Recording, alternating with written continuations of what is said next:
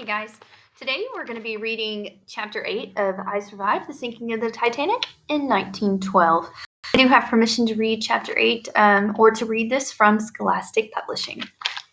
Chapter 8. George ran as fast as he could down the hall. He heard shouting behind him, but he didn't stop until he was back on B deck, safe again in first class. A steward hurried past him with a stack of clean towels. "Good morning, sir," he said. George nodded, out of breath. Nothing could happen to him up here, he knew. So why was his heart still pounding? It was the ship, he realized.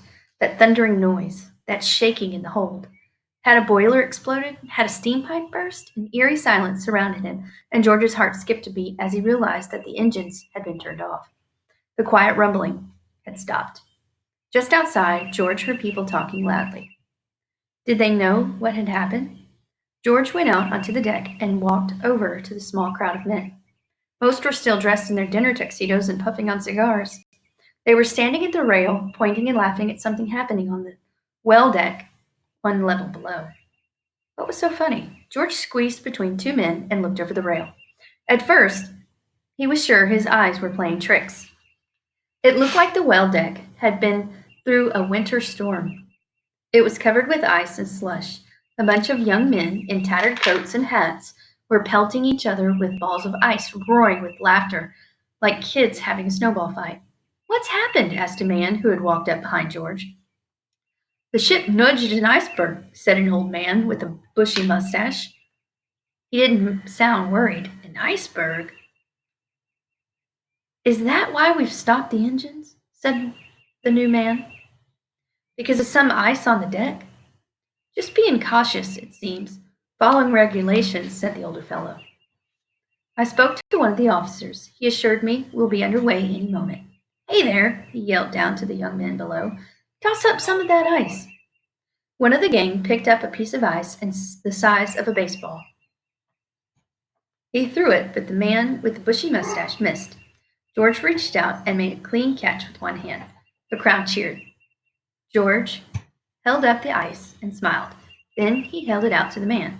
"Keep it, son," he said. "There's plenty for everyone." The piece of ice was heavier than George had expected.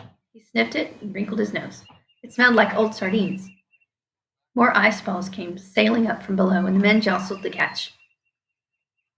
Their laughter and cheers rose up around him, and he had felt in the baggage hold faded away.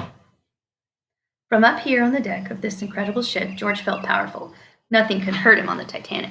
Not a meteor falling from space, not a giant squid. Not the scar-faced man. George squinted out into the distance, hoping to see the iceberg, but the sea faded into the darkness. His teeth were chattering now. It was so much colder than it had been at dinner time. He wanted to be back in bed, curled up under his fancy first-class sheets and blankets. The corridor was quiet as George crept toward his suite. As he was letting himself in, he stepped on something that made a crunching sound under his boot. At first, George thought it was ice or a piece of glass, but then he picked it up with his heel, from his heel. He saw that the carpet was covered with yellow crystals. George smiled. It was just one of Phoebe's lemon drops. George let himself in, easing the door shut.